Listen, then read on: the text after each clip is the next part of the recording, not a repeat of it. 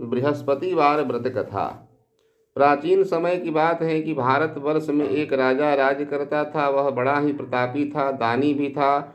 वह नित्य प्रति मंदिर में भगवान के दर्शन करने के लिए जाता था और ब्राह्मण को और गुरु की सेवा किया करता था। उसके द्वार से कोई भी याचक निराश होकर नहीं लौटता था। वह प्रत्येक गुरुवार को व्रत रखता था और पूजन करता था, दीन गरीबों की सहायता करता था। परंतु यह सब बातें उसकी रानी को अच्छी नहीं लगती थी। वह न व्रत करती थी, न किसी को एक पैसा भी दान में देती थी। राजा से भी ऐसा करने को मना करती थी। एक समय की बात है कि राजा शिकार खेलने के लिए वन में चला गया, पर रानी और दासी थी। उस समय गुरु बृहस्पति देव साधु का रूप धारण करके राजा के दरवाजे पर भिक्षा मांगने के लिए आए। साधु ने रानी से भिक्षा मांगी तो वह कहने लगी कि हे महाराज, मैं इस दान और पुण्य से तंग आ गई हूँ। इस कार्य के लिए तो मेरे पतिदेव ही काफ़ी है। अब आप ऐसी कृपा करें कि सारा धन नष्ट हो जाए तथा मैं आराम से रह सकूं। साधु रूपी बृहस्पति भगवान ने कहा कि हे देवी, तुम बड़ी विचित्र स्त्री लग रही हो। संतान और धन से भी कोई दुखी होता है? इसको तो सभी लोग चाहते हैं। पापी भी पुत्र की कामना करता है, धन की कामना करता है। अगर तुम्हारे पास धन अधिक है तो भूखे मनुष्यों को भोजन कराओ, प्याऊ लगवाओ, ब्राह्मणों को दान दो, धर्मशाला बनवाओ, कुआं, तालाब, बावली, बाग बगीचा आदि का निर्माण करो, निर्धनों की कुंवारी कन्याओं का विवाह कराओ, साथ ही यज्ञ करो। इस प्रकार के कर्मों से आपके कुल का और नाम का परलोक में सार्थक होगा एवं स्वर्गलोक की प्राप्ति होगी। परंतु रानी साधु की बातों से खुश नहीं हुई। उसने कहा कि हे साधु महाराज, मुझे ऐसे धन की क्या आवश्यकता है जिसको मैं अन्य लोगों में दान करूं, जिसको रखने में संभालने में मेरा सारा समय नष्ट हो जाए। साधु ने कहा कि हे देवी, यदि तुम्हारी ऐसी ही इच्छा है तो मैं जैसे तुम्हें बताता हूँ तुम वैसे ही करना। बृहस्पतिवार के दिन घर को गोबर से लीपना, अपने केशों को पीली मिट्टी से धोना, केशों को धोते समय स्नान करना, राजा से कहना कि वह हजामत बनवाएं, भोजन में मांस मदिरा खाएं, कपड़े धोबी के यहाँ धुलने के लिए दे। इस प्रकार 7 बृहस्पतिवार करने से तुम्हारा धन नष्ट हो जाएगा। यह कह करके साधु रूपी बृहस्पति देव अंतर्ध्यान हो गए। रानी ने साधु के कहने के अनुसार 7 बृहस्पतिवार तक वैसा ही करने का विचार किया। साधु की बताए अनुसार कार्य करते हुए केवल 3 बृहस्पतिवार ही बीते थे कि उसकी समस्त धन संपत्ति नष्ट हो गई। भोजन के लिए दोनों समय परिवार तरसने लगा, संसारिक भोगों से दुखित रहने लगा। तब वह राजा रानी से कहने लगा कि हे रानी, तुम यहाँ पर रहो, मैं दूसरे देश को जाता हूँ, क्योंकि यहाँ पर मुझे सभी मनुष्य जानते हैं, इसलिए मैं यहाँ कोई कार्य भी नहीं कर सकता। अब मैं प्रदेश जा रहा हूँ, वहाँ कोई काम धंधा करूँगा, शायद हमारे भाग्य बदल जाए। ऐसा कह करके राजा प्रदेश में चला गया। वह वहाँ जंगल से लकड़ी काट कर लाता था, शहर में बेचता था। इस तरह जीवन व्यतीत करने लगा। इधर राजा के बिना रानी और दासियां दुखी रहने लगी। किसी दिन भोजन मिलता तो किसी दिन जल पी करके रहना पड़ता। एक समय रानी और दासियों को 7 दिन बिना भोजन के व्यतीत करने पड़े। तो रानी ने अपनी दासी से कहा कि हे दासी, यहाँ पास ही के नगर में मेरी बहन रहती है, वह बड़ी धनवान है, तो उसके पास जा और वहाँ से 5 सेर बेझर मांग कर ले आ, जिससे कुछ समय के लिए गुजर हो जाएगा।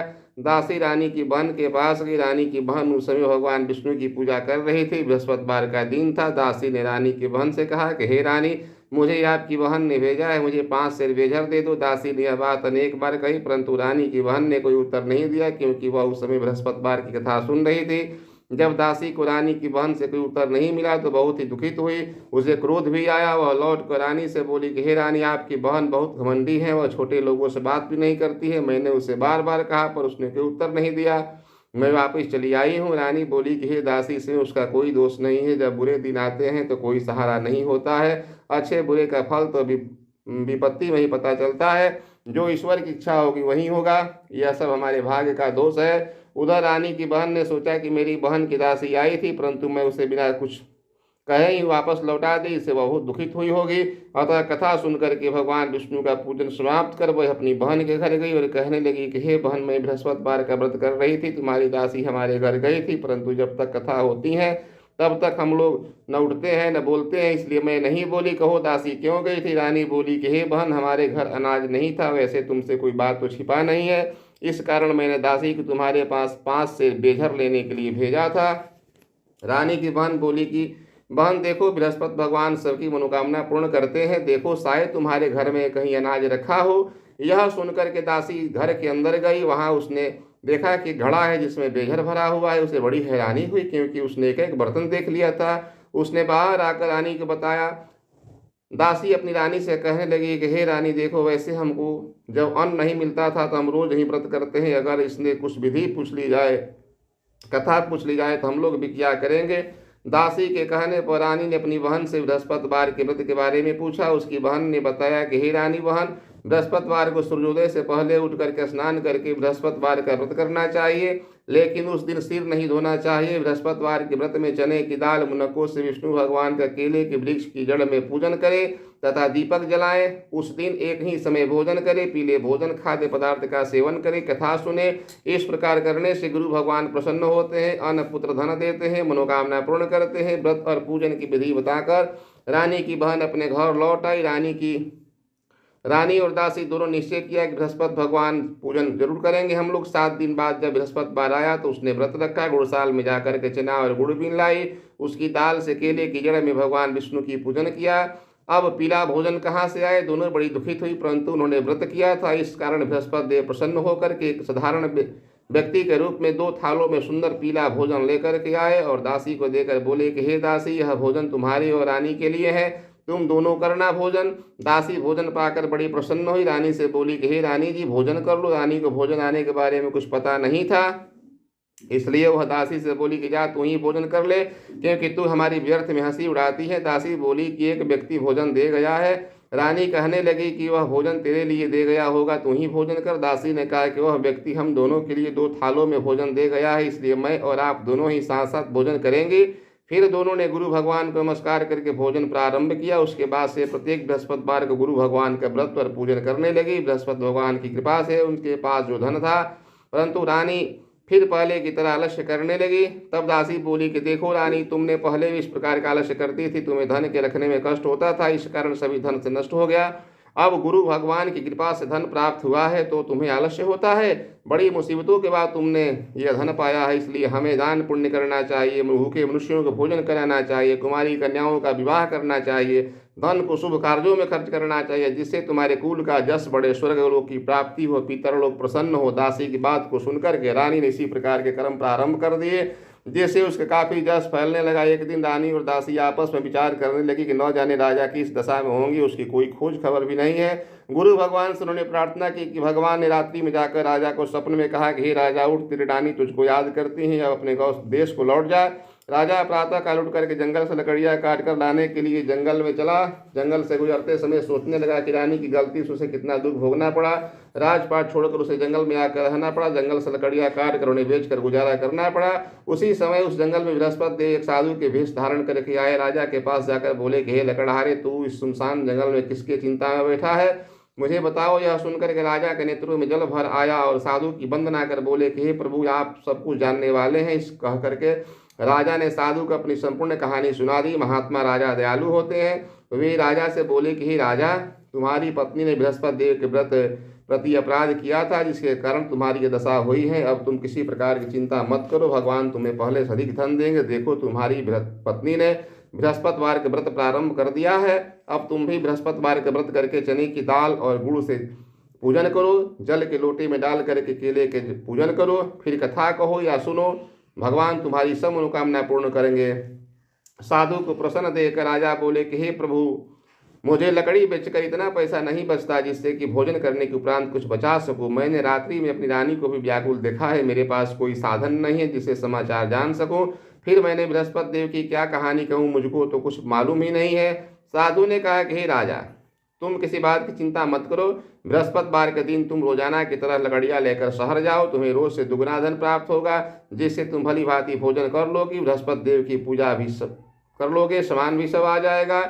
और बृहस्पति देव की कथा इस प्रकार है। प्राचीन काल में एक निर्धन बड़ा ही ब्राह्मण था, उसके कोई संतान नहीं थी। वह नित्य पूजा पाठ करता था, परंतु उसकी स्त्री बहुत मलिनता के साथ रहती थी। वह न स्नान करती थी, न किसी देवता का पूजन करती थी। प्रातः काल उठते ही सर्वप्रथम भोजन करती थी, बाद में कोई अन्य कार्य करती थी। ब्राह्मण देवता बहुत दुखित रहते थे, पत्नी को बहुत समझाते, किंतु उसका कोई परिणाम नहीं निकलता। भगवान की अनुकंपा से उस ब्राह्मण की पत्नी गर्भवती हुई। उसने 10वें महीने में सुंदर कन्या को जन्म दिया। निर्धन ब्राह्मण कन्या के जन्म से बहुत दुखित हुई। धीरे धीरे ब्राह्मण की कन्या बड़ी होने लगी। बचपन से ही उस कन्या की रुचि भगवान विष्णु की पूजा में थी।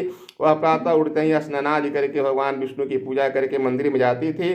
बृहस्पतिवार के व्रत करके विधिवत पूजा पाठ करती थी। पूजा पाठ के बाद वह पढ़ने के लिए पाठशाला में जाती थी। घर से चलते ही मुट्ठी में जौ भर कर ले जाती थी। पाठशाला के रास्ते में थोड़े थोड़े जौ गिराती जाती थी। जब वह पाठशाला से वापस लौटती तो जौ के दाने सोने में बदले हुए मिलते थे। लड़की सभी सोने के दाने बीन करके लाती थी। एक दिन जब वो सोने के दानों को साफ कर रही थी तो उसकी माँ ने कहा कि बेटी, सोने के दाने साफ करने के लिए सोने के शुभ भी होना चाहिए। अगले दिन बृहस्पतिवार था। उसने भगवान बृहस्पति देव की पूजा करके प्रार्थना की, हे भगवान, यदि मैंने आपका विधिवत पूजा किया है तो मुझे सोने का सूप दे दो। भगवान बृहस्पति देव ने उसकी मनोकामना पूरी करने का वचन दिया। पाठशाला से लौटते समय उसे रास्ते में सोने का सूप पड़ा हुआ मिला। घर लौट करके सोने का सूप अपनी माँ को दिखाकर वह सोने के दाने साफ करने लगी। उसी समय नगर का राजकुमार उसके घर के पास से गुजरा। उस सुंदर लड़की को सोने के सूप में जौ साफ करते हुए देखा। राजकुमार उस पर मोहित हो गया। महल में लौट करके राजकुमार ने राजा से उस लड़की से विवाह करने की इच्छा प्रकट की। तो राजा ने ब्राह्मण को महल में बुलाकर राजकुमार से उसकी लड़की के साथ विवाह करवा दी। ब्राह्मण तैयार हो गया। धूमधाम से उस लड़की का विवाह राजा से हुआ। दुल्हन बनकर ब्राह्मण घर गई और लड़की के चले जाने से ब्राह्मण फिर निर्धन हो गया। उसे कई दिन बिना भोजन के रहना पड़ा। बहुत दुखित होकर ब्राह्मण एक दिन अपनी लड़की के पास गया। अपने पिता से निर्धनता का समाचार सुनकर उसे बहुत दुख प्राप्त हुआ और धन देकर पिता को विदा किया। उस धन से ब्राह्मण के कुछ दिन तो आराम से गुजर जाए, लेकिन फिर वही हाल। ब्राह्मण अपनी लड़की से धन लेने के लिए फिर महल में पहुंचा और लड़की ने पिता के बुरी हालत देखकर कहा कि पिताजी, आखिर आप कब तक मुझसे धन लेकर जीवन यापन करते रहेंगे? आप कोई ऐसा उपाय क्यों नहीं करते जिससे आपका धन संपत्ति भर जाए? ब्राह्मण ने कहा कि मैंने तेरी माँ को बहुत समझाया पर उसकी समझ में नहीं है। उसका फूहड़ापन नष्ट नहीं होता है, घर की निरंता भी दूर हो जाए। तब कुछ सोच समझ कर लड़की ने पिता से कहा कि पिताजी, आप कुछ दिनों के लिए माँ को मेरे पास छोड़ाओ। ब्राह्मण अपनी पत्नी को लेकर के लड़की के पास महल में छोड़ आया। लड़की ने अपनी माँ से कहा कि माँ, तुम कल प्रातः उठ करके स्नान आदि करके भगवान बृहस्पति देव का पूजन करना। पूजा करने से तुम्हारी निर्धनता अवश्य दूर हो जाएगी। लेकिन उसकी माँ ने उसकी कोई बात नहीं मानी। तब क्रोधित होकर लड़की ने अपनी माँ को एक कक्ष में बंद कर दिया। सूर्योदय के समय माँ को उठा करके जबरदस्ती उसे स्नान कराया। फिर मंदिर में ले जाकर भगवान बृहस्पति देव की पूजा कराई। कुछ दिनों तक ऐसा करने से माँ की बुद्धि में परिवर्तन हुआ और स्वयं बृहस्पतिवार का व्रत करने लगी। उसके व्रत रखने से ब्राह्मण के घर में भगवान विष्णु की अनुकंपा से धन की वर्षा होने लगी। दोनों पति पत्नी धन संपत्ति पाकर के आनंद पूर्वक अपने जीवन यापन करते हुए विष्णु धाम को चले गए। तो लकड़हारा बने राजा ने सन्यासी से भगवान बृहस्पति देव की कथा सुनकर बृहस्पतिवार का व्रत करके भगवान विष्णु की पूजा की। उस दिन से उसके सभी कलेश दूर हो गए। लेकिन अगले बृहस्पतिवार को काम काज में अधिक व्यस्त होने के कारण उसने भगवान बृहस्पति देव का व्रत नहीं किया। भगवान बृहस्पति देव लकड़हारे से क्रोधित हो गए और उसे भूल की सजा दी। उस दिन नगर के राजा ने नगर में घोषणा करके सबको सूचित किया था कि प्रत्येक नागरिक को मेरे महल में भोजन करने के लिए आना है। जो नहीं आएगा उसको अपराधी मान करके दंड दिया जाएगा। लकड़हारा बने राजा ने उस नगर के महल में भोजन करने नहीं जा सका था। राजा के सैनिक लकड़हारे को पकड़कर महल में ले गए। राजा ने उसे महल में एक कक्ष में बैठाकर भोजन कराया। उस कक्ष में खूंटी पर हार रानी के लटका हुआ था। लकड़हारा अकेला उस कक्ष में भोजन कर रहा था। तभी उसने आश्चर्यचकित घटना घटी।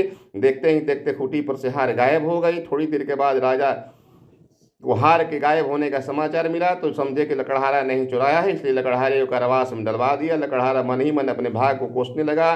तभी उसे बगल में मिले सन्यासी का स्मरण हो गया। थोड़ी देर में भगवान बृहस्पति देव सन्यासी के रूप में उसके सामने प्रकट हुए और कहे कि हे लकड़हारे, तूने भगवान बृहस्पति देव की पूजा नहीं की थी, इसी कारण तुम्हें कष्ट प्राप्त हुआ है।